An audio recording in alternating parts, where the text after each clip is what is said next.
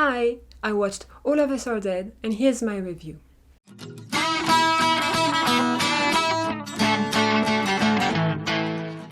All of Us Are Dead is a Korean drama of 12 episodes of 60 minutes each, and I gave this drama 8.5 out of 10. In this drama, we follow a group of high school students who find themselves having to survive through some kind of zombie apocalypse that started in their school.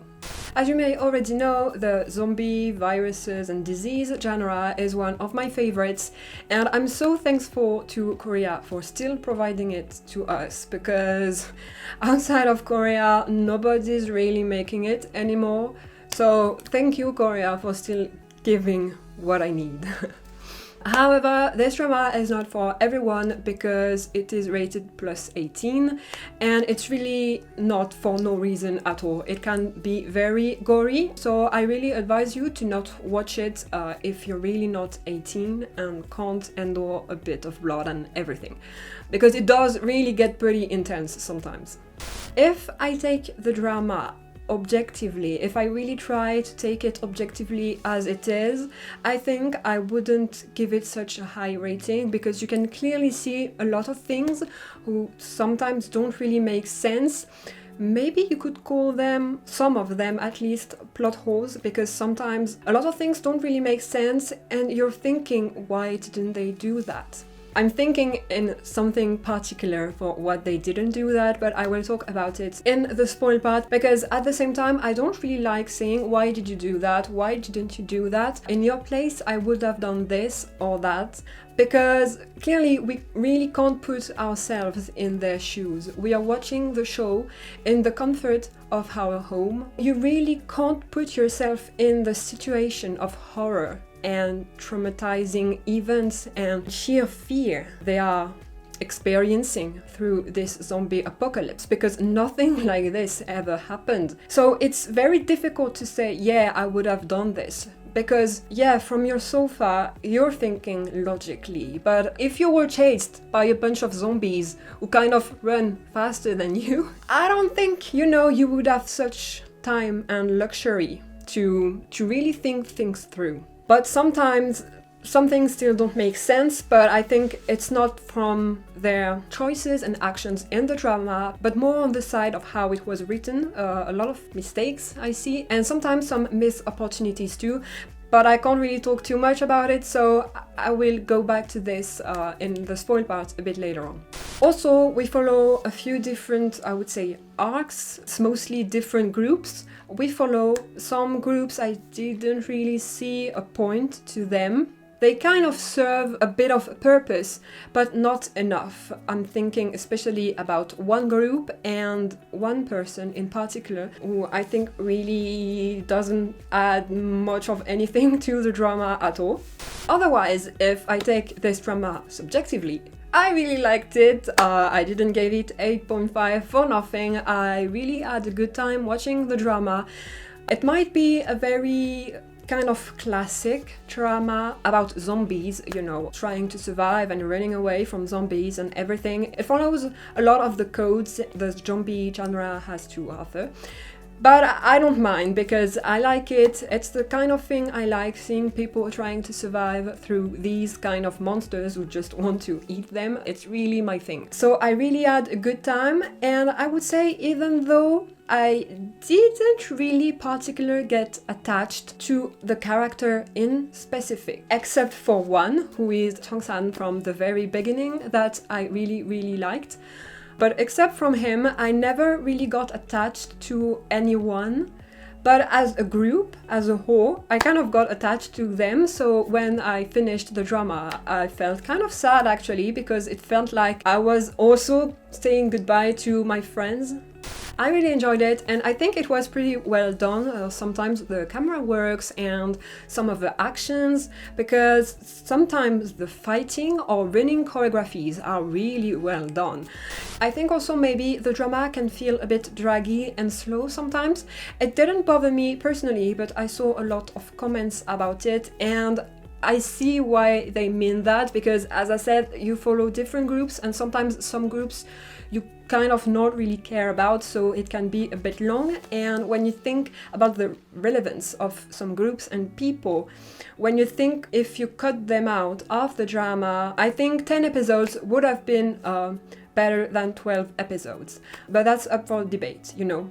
So yeah, if I base my judgment of this drama just on my objective side, it would get a lower rating than I gave it.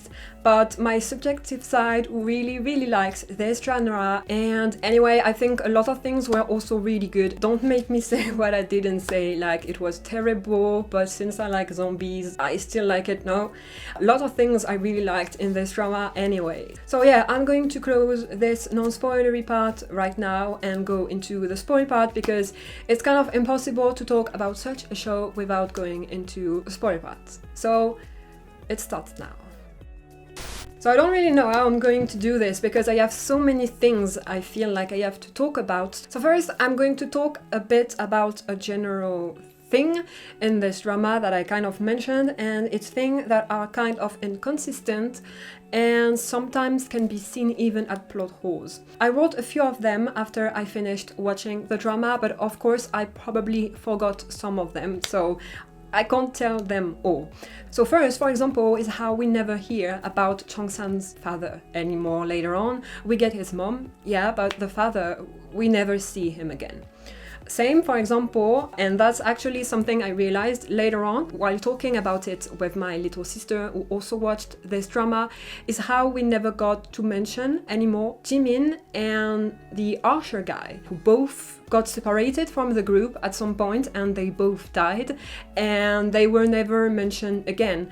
But in the case of Jimin specifically, it's a bit of a problem because of how they had kind of been forcing this idea of not losing anyone anymore, and how Onjo had kind of saved her from losing all hope after Jimin had lost her parents. It's a bit weird that no one would mention it, right? And second thing I talked about with my sister is actually how Namra could have been of a lot more help than she is actually in the drama. Against my sister, I kind of tried to defend the scriptwriters and everything. Maybe it's like this in the source material too. So whoever I was defending, I tried to defend. But it's true that Namra, at the end of the day, could have helped a lot more. For example, when they are in this sport field, at some point I think she realizes that zombies are not interested in her at all. When the dad sacrifices himself for the kids to go, she could have done it. She could have led them away, since they come from sound first.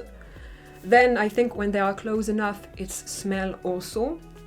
So it could have worked. She could have done something at this point, and I think also maybe when they were actually trying to go outside after they were stuck and the father came to help them. At this point, I think she could have helped too. And also in the building being constructed, she does help in, you know, kind of sniffing and being like, okay, this thing is coming, but other than that, she doesn't do much, even though she has a lot of force. She's very strong. So yeah, she's not really used well at all in the last episode, so that's a bit of a problem, and I have to admit it. A few of the things I noticed, for example, are how this girl, the bullied girl, put the school on fire, but like nothing happened. She was so glad to put the thing on fire, but it had absolutely no repercussion. When she did that, I was scared for the students on the roof, you know, because if the fire goes up, they are in big trouble on this roof. But no, it had no impact on the story at all, so what was the point, really? Another two things, first is how they have so much energy even though they haven't eaten and barely drank anything for a few days. But I kind of want to go halfway on this one because I'm not completely sure. Like I said, I've never experienced anything very dangerous and a thing that really triggers your adrenaline a lot. But adrenaline is very powerful and can do a lot of things. We've seen it a lot. So it could be an adrenaline thing to stop your body really from collapsing from fatigue and being able to push it to its very limits to survive. Maybe when they were finally saved, they all collapsed and, like, I don't know, slept for 5 days straight. It could be a thing, but it's not really shown, so it's just an assumption I can make. And then last thing I want to mention that I really remember is the pregnant girl who tied herself to the door to save the baby. But the thing she used to bond herself looked very frail and fragile, not strong at all for a zombie. So I don't know, it was really weird that she would not be able to free herself from this. And especially at the end, when we get all the drones leading all the zombies in specific places to bomb them, we get to see her freed of her bond and going outside the restaurant. Did she freed herself? What happened? You know, it doesn't make really sense because she was tied for a long time. So now to make it kind of a bit structured, I'm going to go through the different groups we see in the drama. So first group I want to talk about is the two bullied young kids. At first I was feeling very bad for them. I think like mostly everyone, you know, they were bullied pretty bad. But all this little badness I could feel for them really went out the window really quick. And especially on the girl. First, she's the most stupid person on the planet, and second, she becomes a bully herself. But really, she really went all in, and she was the most, I think, in my opinion, one of the most useless characters in this drama. Because even, like I said, when she puts the building on fire, nothing happens. I guess she kind of serves the purpose that the military realize some people can have no symptoms, kind of. But we see her too much just for this. I really thought there was going to be some kind of confrontation between her and Gwynam. It was the perfect opportunity to have them fight and her finally kind of, you know, winning against him. But it never happened, so it's kind of a really big missed opportunity on this side.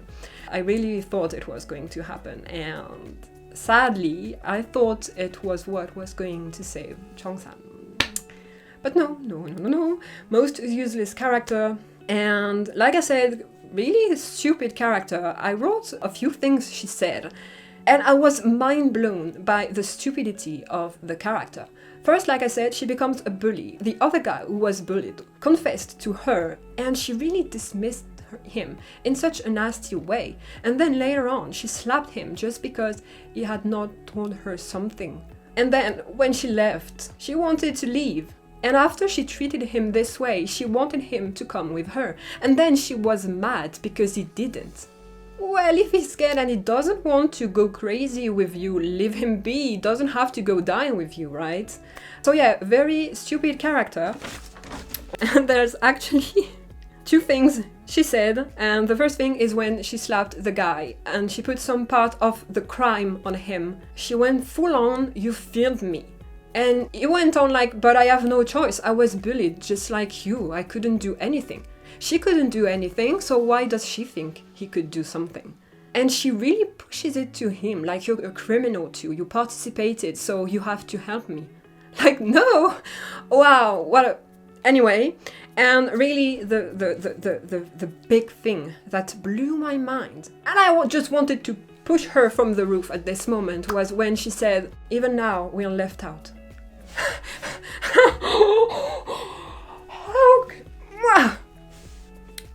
Just thinking that she could even say that.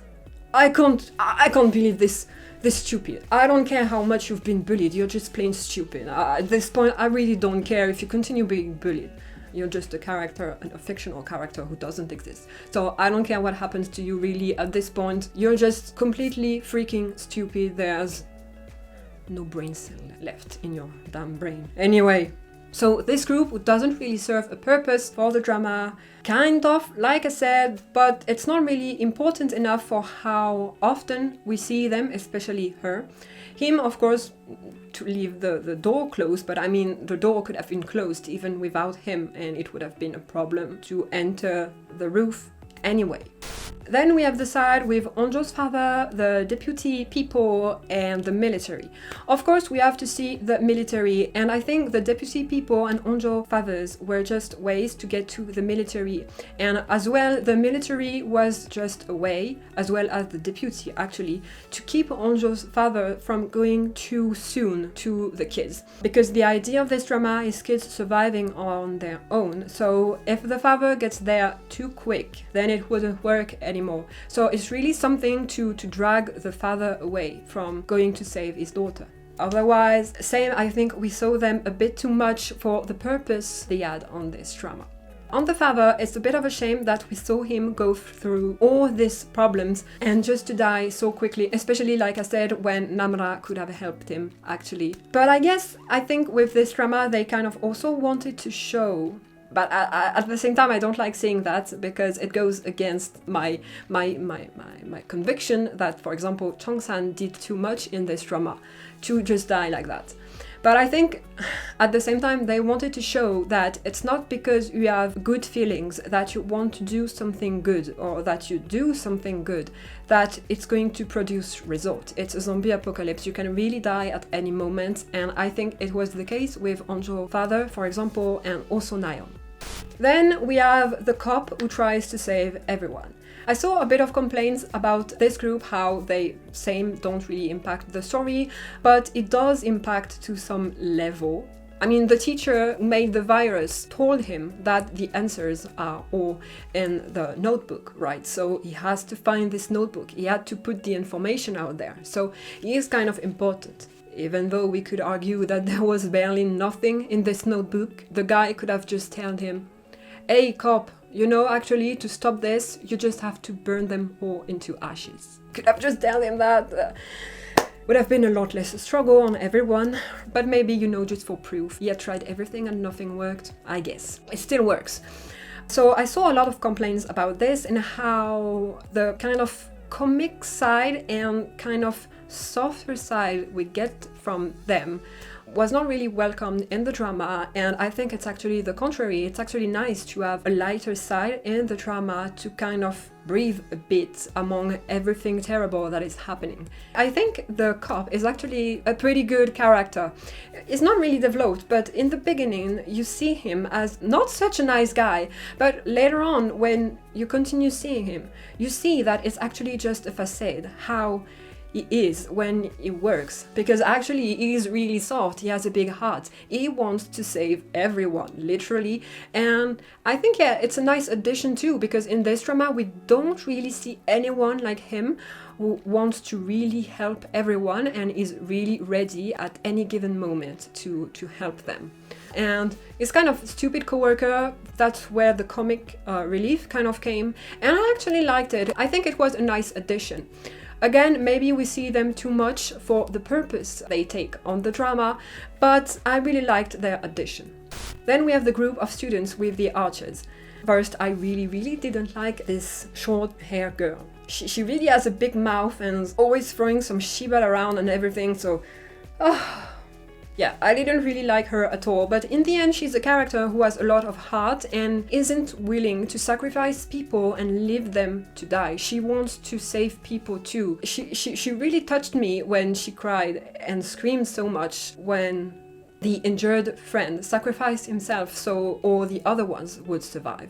He knew he was being, you know, kind of a weight on them because he was so injured and everything. So he eventually did it, and yeah, she really touched me, and I actually really liked the relationship that grew between her and the Archer girl. We don't see such a big and nice development between them. It's like every time we see them, they seem closer and closer, and until the end they are very good friends, and I really liked their relationship. Then finally we have the whole group of students in the high school, and I'm also going to talk about Gwenam in this part. Like I said, in the non-spoiler part, I didn't really get attached to people personally, but Cheong-san was a lot different because from the very beginning you see that he likes her childhood friend. Unfortunately, she doesn't like him this way. She likes another guy that is also one of the surviving people in the end.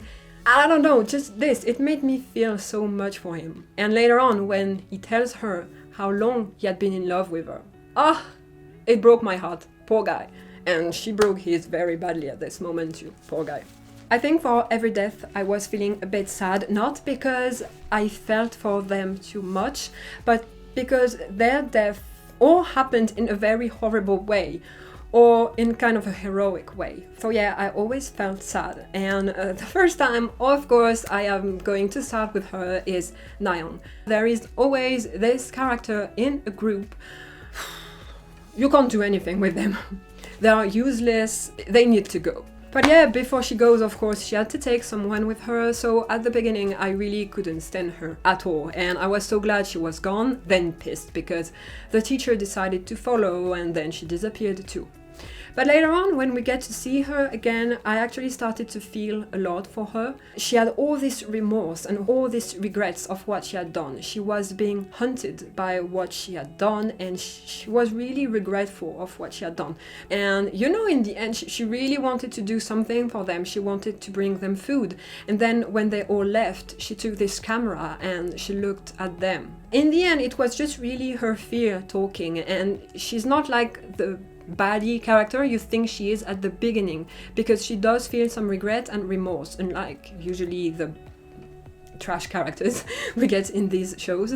Again, I think this was a moment where they wanted to show that even though you're full of good intentions, it doesn't really go the way you want. It can turn really badly, just like Onjo's father when she goes out and gets killed by Kdrama. Yeah, it's a bit sad. I actually wanted her to face the group once again. And I kind of wanted maybe one of them to maybe see the struggle she was in because of what she had done. Some characters, I feel like I talked about them already a lot. For example, Namra, I think I mostly said everything I wanted to say, so I'm not going to go necessarily on the characters I don't have much to say about. But just for example, to finish with Namra, another thing I want to say is I found her really cool when she appeared on the building, but especially when she jumped down of it. She was really badass at this moment. Then Onjo, I wouldn't say disappointed, but for one of the main characters, she really doesn't do much at all. She was not really much into the action, but I think most of the girls weren't actually at all in this drama. I think her purpose in this drama was more on the mental side, the psychological side. She was always there to kind of cheer up people and help them get hope again. So she was not completely useless. She did save a few people, I think, being like this. Then a bit on Kdrama, that guy, and it's actually going to go with one of my theories. Not really a theory, but something I thought about. So this guy from the very beginning is trash. When the zombie apocalypse starts, he continues to go with trash people, and then when he becomes half a zombie, he's still part of trash people. Trash doesn't change, it stays trash. There's always, in these movies and TV shows, there's always this one person who you can't stand, who is a threat to everyone, and they never die. He is the absolute personification of this guy who never dies. He literally is unkillable. However, I do believe he did die at the end. Because let's say, I'm just going to go over this real quick, let's say Cheong-san didn't die. Let's say that, we could go on like Kdrama didn't die either then. But I think at some point the scientist, the teacher who made the virus, in one of his video logs, talks about how it's kind of a battle between the virus and the will of live of people. Something along these lines. I think he mentions that. Maybe I'm completely off the track with this, maybe I'm completely wrong, but every time he falls, we see him waking up. Like he was kind of dead, but like kind of comes back to life. He doesn't go back to his feet right away, every time. And I thought maybe it could be his will of what he wanted to do that pushed him to go back on his feet and never die. And for him, in this case, is actually, unfortunately, killing Cheong-san and tearing his eye apart. Because every time he wakes up, the first thing he thinks about is killing Cheong-san. So it could be a thing, and also now I can link it to the bully girl. She wanted to jump the building, but usually when you want to kill yourself, it's not really because you want to die, it's because you want to escape something else. It's not that she had no will to live, but before she turned into half a zombie, she wanted everyone to die, she wanted the school to burn. So maybe it was the thing that was strong enough inside of her to be able to kind of turn into this half zombie, you know. And same actually for Namra. First, it was not the same strand of the virus, so it could already be something more evolved, but she wanted everyone to survive, and of course especially Hyeok. So it could have been this thing that helped her not turning actually into a monster. I don't know, maybe I'm just talking complete rubbish. But then it would go maybe in the side of my hope that Cheong isn't dead. You know, he could have lied there, kind of dead, but wake up later on because of a strong will he had before he died. Especially since it didn't turn right away like the other zombies does. So yeah, I think it could be why Gunam keeps going back on his feet every time. So Cheong, best boy of this drama, I think. I read he is not as important in the original source of this drama and dies a lot sooner trying to save Onjo. But he has a lot of importance in this drama, and I think most of them, if not all of them, would be all dead without him. And maybe of course with Hyeok's helps and a bit of everyone in the end, but he's really the one who did the most in this drama in my opinion. And while I think he does die in some kind of heroic way by saving everyone from the zombies and from the explosions that are going to happen, but at the same time he really goes in a terrible manner. He doesn't even die by a real zombie. He dies by this trash guy who in the end really got what he wanted. I forgot the conclusion of what I was saying earlier, but since he got what he wanted and dies thinking he teared his eye too, he is not going to wake up again. Maybe it's not true at all.